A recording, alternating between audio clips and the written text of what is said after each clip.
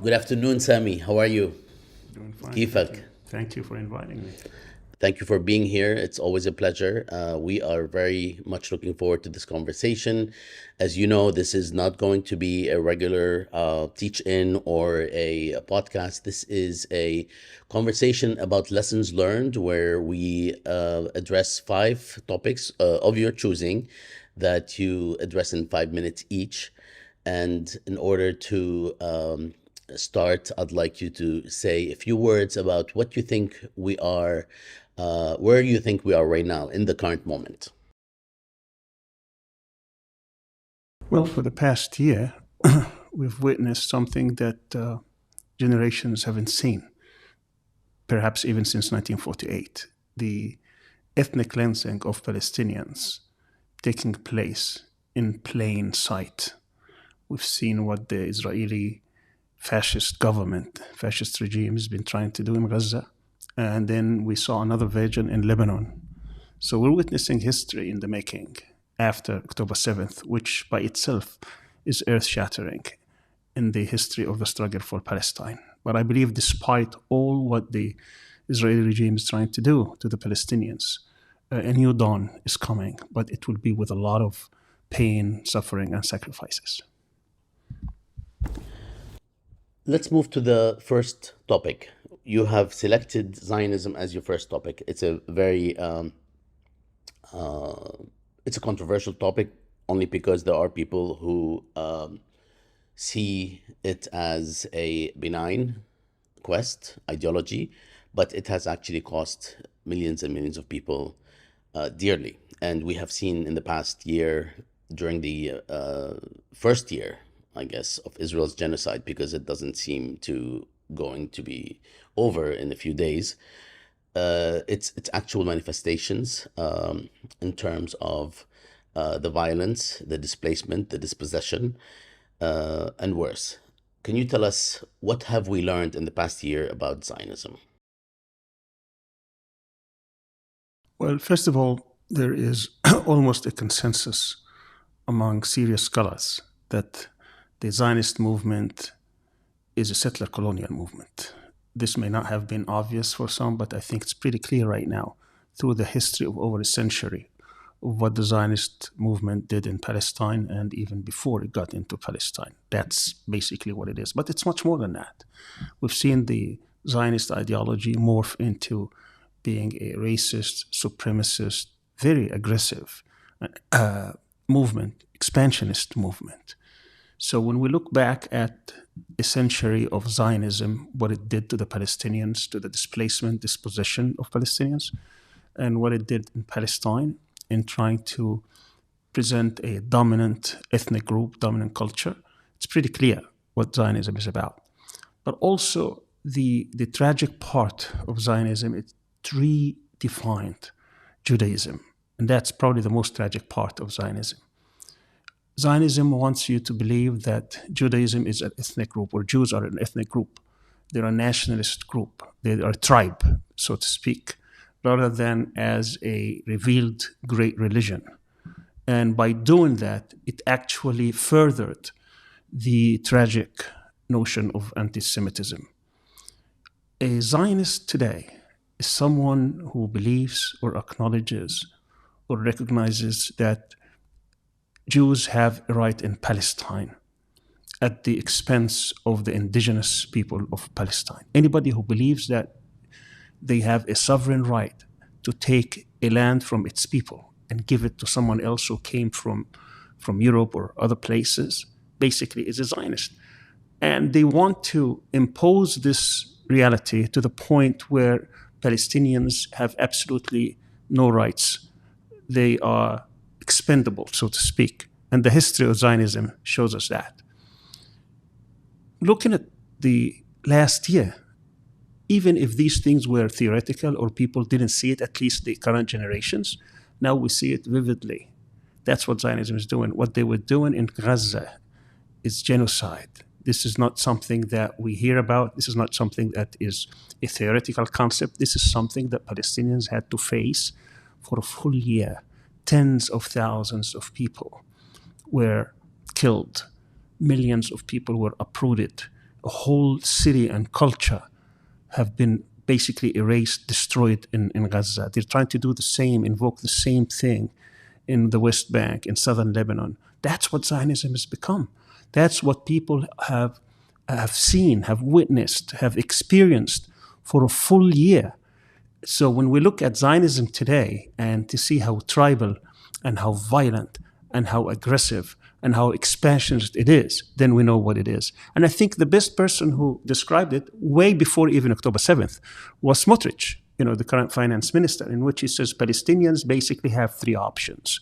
And that's what we're going to tell them. They have one option is to totally recognize Israel as this state in Palestine. There is no Palestine. They would have to be subject at best, that they have to acknowledge this. They basically have to erase their history, heritage, and memory. And if they don't like it, and he acknowledges that most Palestinians will not agree to that, then they could be compensated and they could leave on their own. And if not, the only third option left to them is to be killed, to be eliminated. That's basically what he said. And he said it openly. He said it publicly. He did not hide it. He did not mince the words.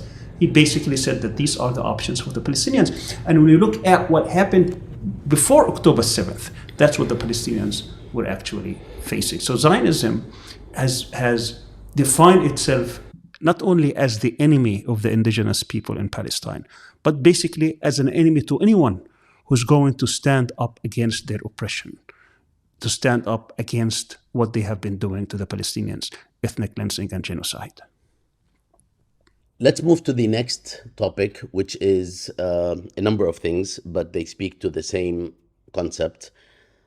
Apartheid, military occupation, and settler colonialism, which are terms by which Israel is defined internationally by human rights organizations, let's may say independent human rights organizations, not least more so recently, where there was a consensus in 2021, but this consensus actually existed before at the societal levels for the most part, with some exceptions. Tell me what you think we have learned about these terms, these concepts that are used to describe the situation in Israel-Palestine. Almost 3 years ago, I think we had 3 reports that came in succession by Amnesty International, Human Rights Watch, and B'Tselem. And all of them said that what we are seeing in Palestine today is a structured, racist, dominant system, which people have seen before in South Africa, called apartheid. This is an Israeli form of apartheid. Even Desmond Tutu, the icon leader from South Africa, Bishop Tutu, he said that this is even worse form than the South African form of apartheid. Israel had 3 choices basically to make. What is so-called two-state solution. They've already conquered, annexed, established their own state on 78% of Palestine. And there was this false, illusory politics of called Oslo, in which they were talking about giving Palestinians some form of statehood, which was never stated and was never promised. And I give them that, because in Oslo, they never promised that the end result would be a state. It was implied, but it was never really stated or declared. And if they had given the Palestinians 22% after the PLO representatives said, okay, we're going to acknowledge, which was, I think, a big mistake, that would have been a two-state solution, but that meant that the Palestinians would have their own state in the West Bank and Gaza. Israel absolutely said no. Not only, by the way, by the right fascist right-winger or even the extremists, but even by the so-called labor Zionism. They never really promised that. So the next possibility would have been one state in which everyone gets the same rights, civil and political rights, one man, one vote. But of course, that would have ended Zionism. So no one really actually inside that regime would advocate for this. So that left in one form. And that form was to have a system that would have a dominant ethnic group over the dominated, in this case, colonized which are the Palestinians, over the colonizer, which is the Israelis. That would have been apartheid. Over the long term, the world would not have accepted this after what they had seen in South Africa, and we're moving now into a more connected global world, which would be very difficult for that to be accepted. So they are always looking at this opening, this opportunity in which they can basically have another Nakba for the Palestinians in order to solve their demographic problem. And I think they found it. So what we've learned is that apartheid would not be accepted. It is a time bomb that Israel eventually would not be welcomed in the so-called civilized world with this kind of a system where the Palestinians who have been under occupation for decades, that this is not something that is sustainable. And therefore, they found the opportunity in what happened on October 7th, 2023, in trying to basically push the Palestinians to invoke another catastrophe, another Nakba.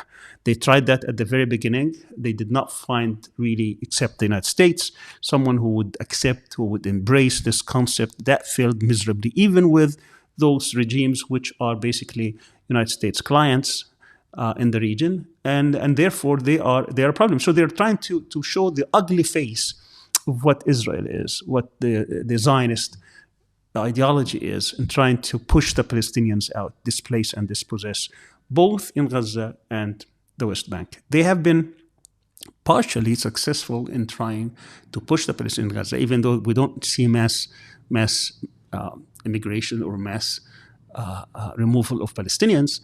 But the city itself, they have wreaked havoc in it. We saw how basically there is no more civic life in Gaza. So that's partly what we've seen.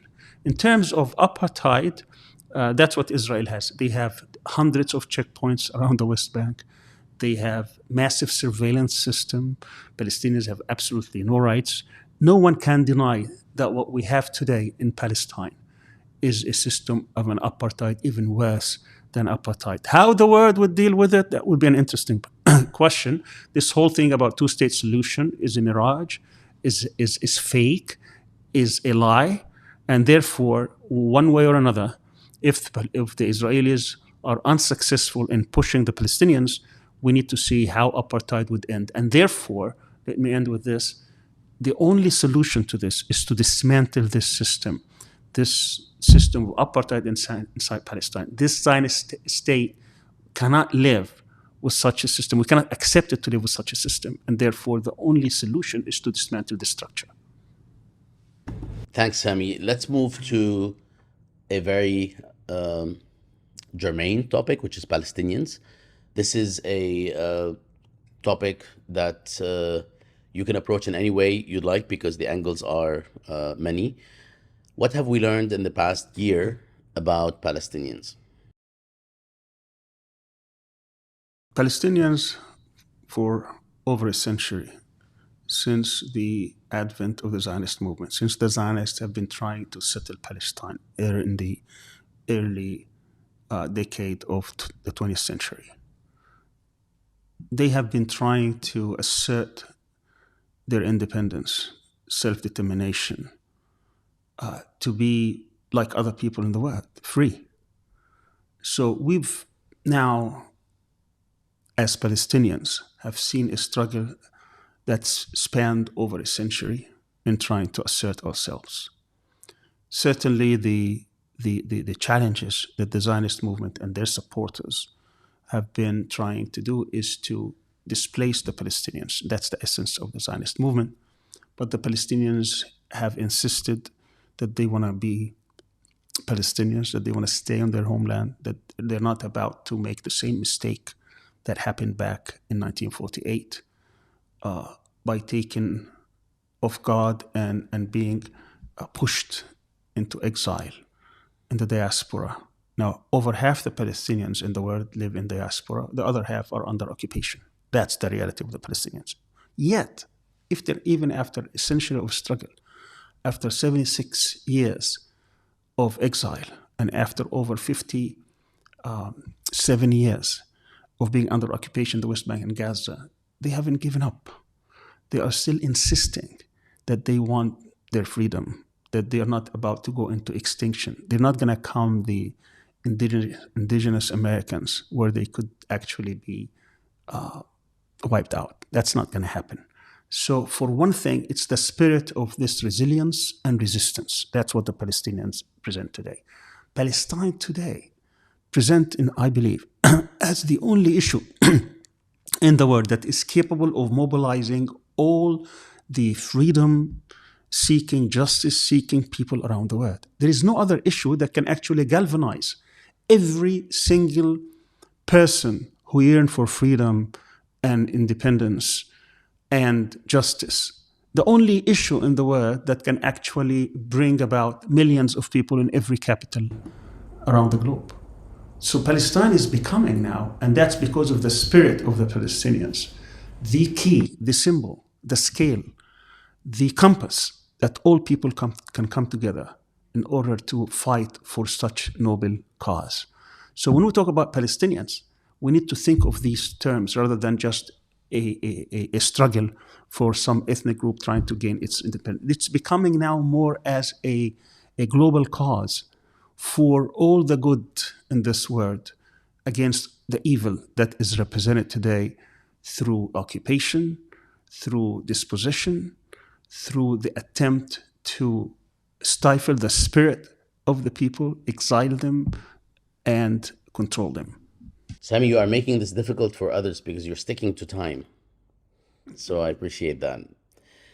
The fourth topic is resistance.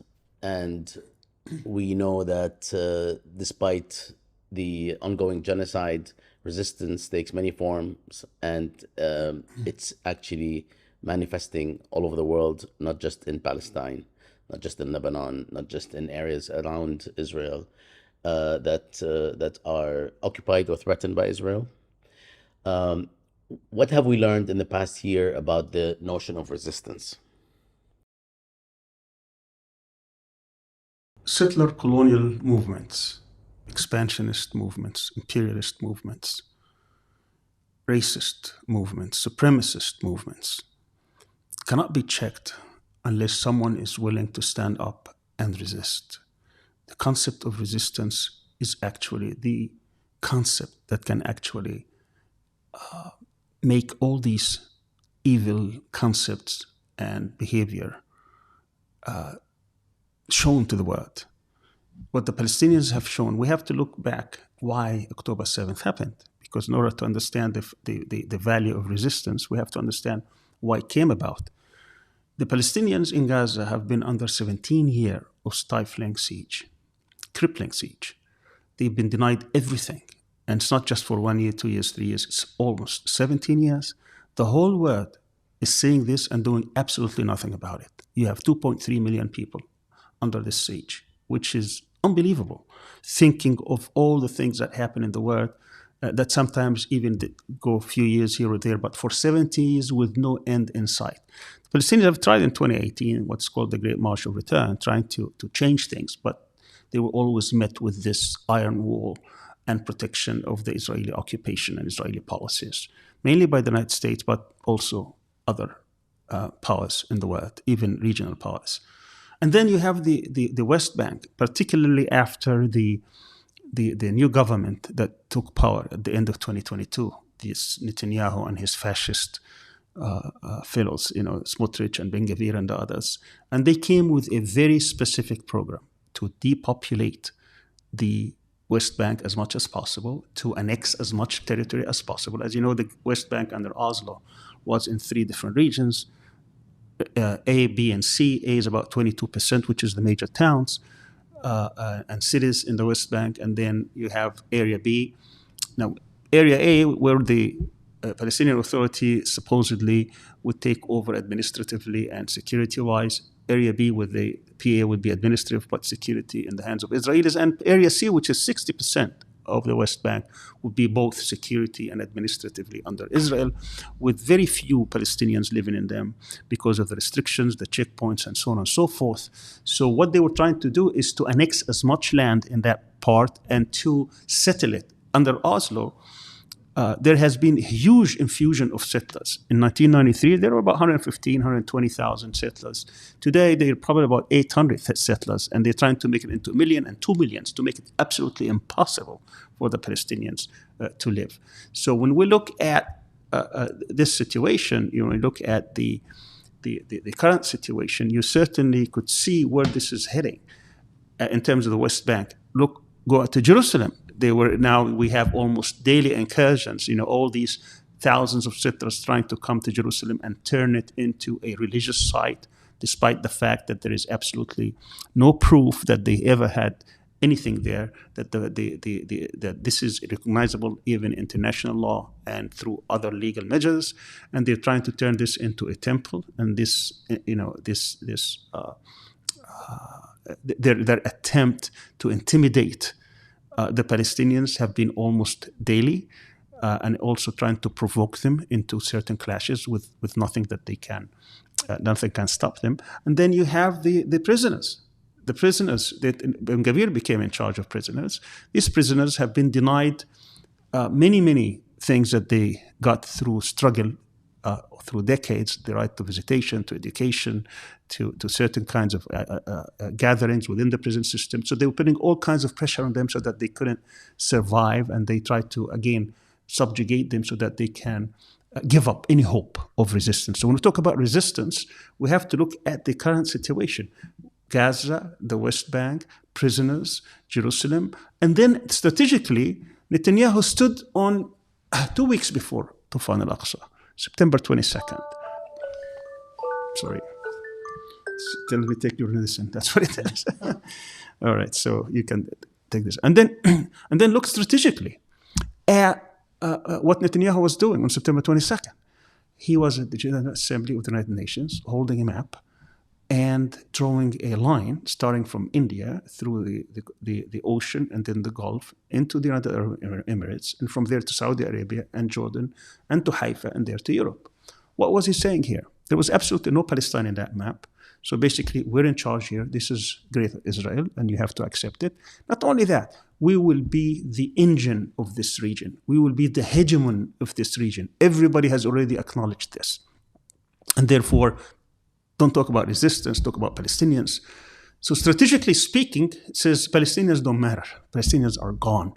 The only response to such hubris, to such arrogance, to such hardness is to resist, is to show we are here and we're not going to accept this. And we're going to show you what resistance actually means. Now, in my understanding, resistance does not stop only at the military, even though the military struggle is recognized in international law.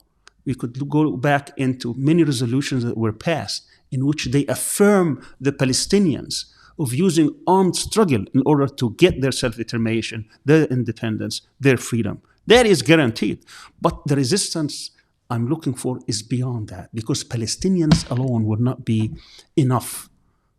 Palestinians are not enough to fight and resist this Zionist encroachment, this Zionist onslaught on the Palestinians, because you have great powers behind the Zionist movement. The formula is very simple. The goal is to dismantle this structured racist entity, regime, and you cannot do that with Palestinians only. You cannot dismantle these structures without the Palestinians, and you cannot dismantle them with the Palestinians alone. So the notion of the struggle of resistance has to be global. And we have to look at all fields, not just in simple fields over there. I appreciate BDS, but it's not enough. We need to resist on all levels. Governments, NGOs, states, individuals, parties, everybody has to be part of this fight, because it's a noble fight. It's a fight about the future of humanity. We need to do this politically, we need to do this diplomatically, commercially, economically, socially, culturally, academically, in human rights, legally, in the media, even in sports and entertainment. Every aspect of our life has to be to check this Zionist that is trying to basically impose its will on the whole world, not just the people of the region. And we've seen this, how they were able to stifle everybody. I mean, what country, what regime in the world is able to stop resolutions by the General Assembly, by the Security Council, by International Court of Justice, without any regard to what they have to do. They can just simply ignore them and move on and continue with their onslaught, continue with their genocide day in and day out, and try to kill the Palestinians, displace the Palestinians.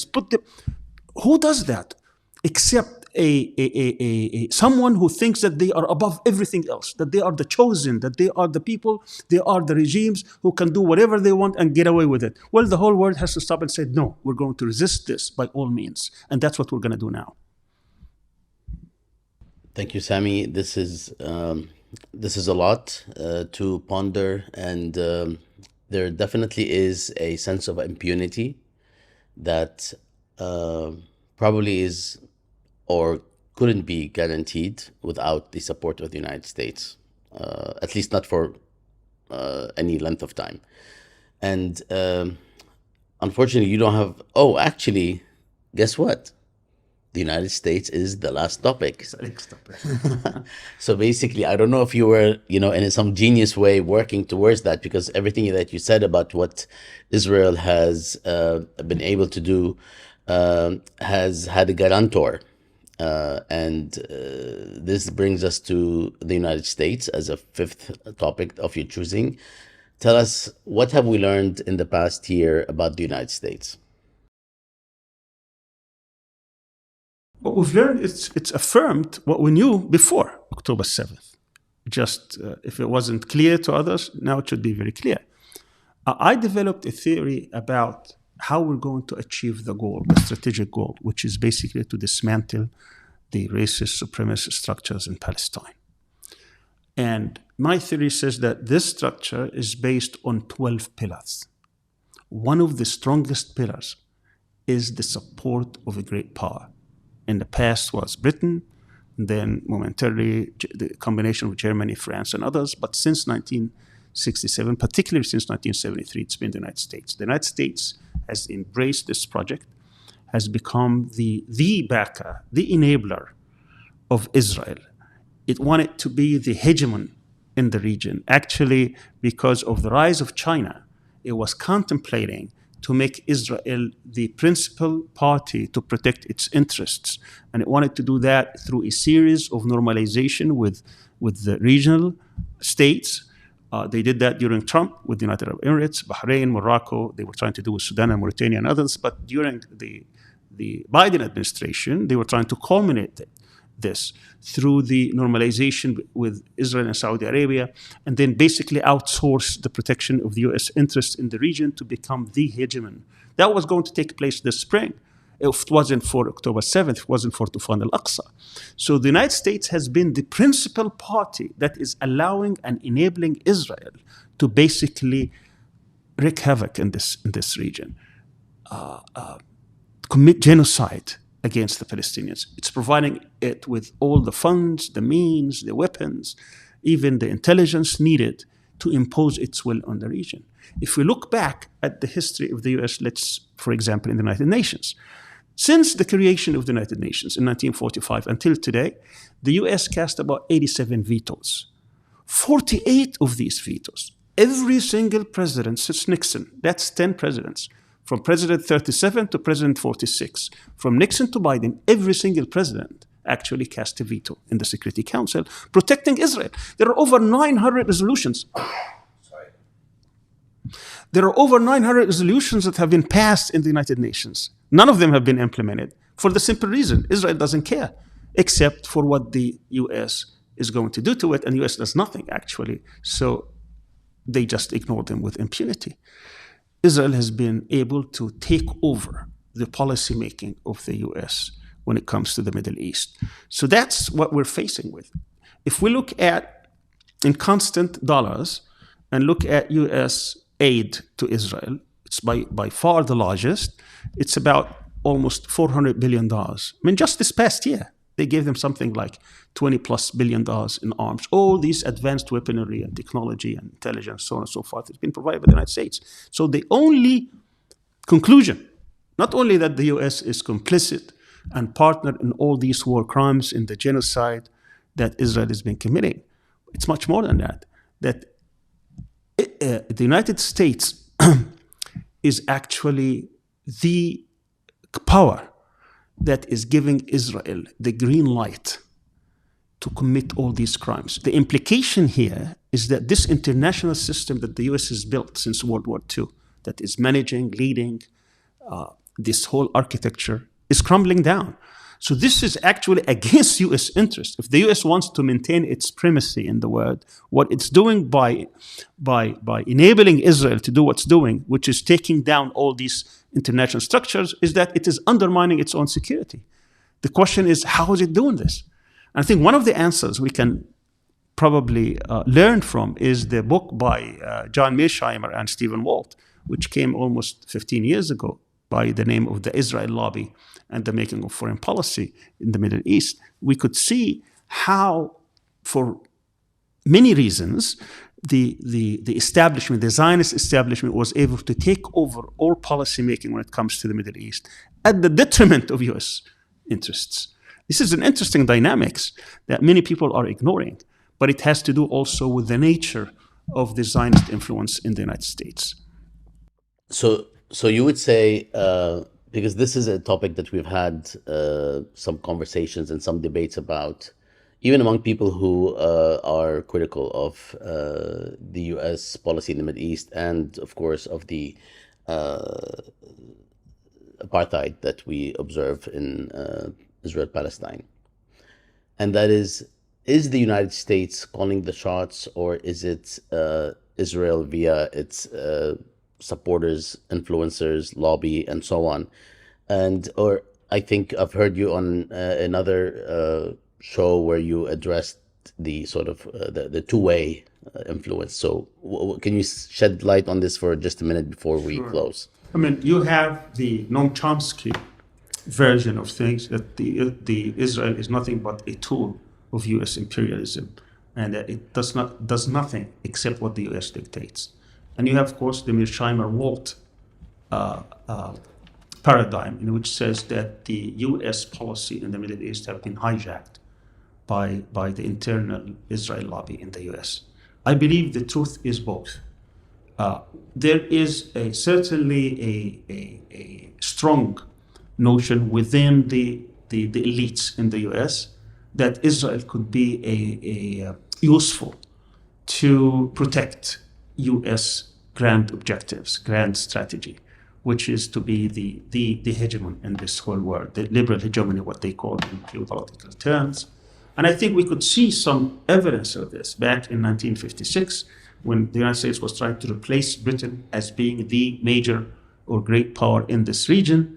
And Britain was trying to maintain its at least influence and primacy in the Middle East by controlling the Suez Canal. So what we saw was the invasion of Israel in the Sinai, and the participation of Britain and France in trying to take over the situation. And Eisenhower, even if he was only 2 weeks from presidential elections, he drew a red line and said, you need to get out, you need to withdraw.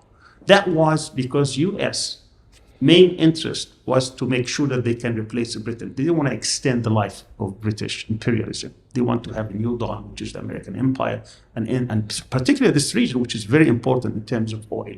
So they didn't care about that, and they ordered Israel to leave. That was, and then a similar situation happened in 1991 when there was the second Gulf War, when the Americans were facing Saddam to get him out of Kuwait, and Bush also drew a line. That's Bush Senior, the father. He told Shamir at the time, "You cannot respond. This is our fight," and they had to actually swallow this. So when it comes to main American interests, America knows how to do this. But since Israel is also doing a lot of American bidding, they will let them get away with it. At the same time, you could see that in many instances, the influence of the Israel lobby was in contrast to the interest of America. But somehow that interest was taken over by the Israeli lobby or the Israeli influence. So I think you have both strands here. And increasingly, particularly since Reagan, and with every administration, it gets even more and more. We could see the influence of Israel taking over the policy in the Middle East. We could see that these Zionists, whether in the form of liberals like Blinken or in the form of neocons like Wolfowitz and Pearl and others, that these people have become basically the architects of U.S. policy in the Middle East, at the detriment of U.S. interests. And we saw this we saw it happening now. We saw it happening before. How Trump, every single advisor was saying, you cannot do this. This is wrong. Whether moving the embassy to Jerusalem, or whether, accepting the annexation of the Golan Heights, or whatever else is coming.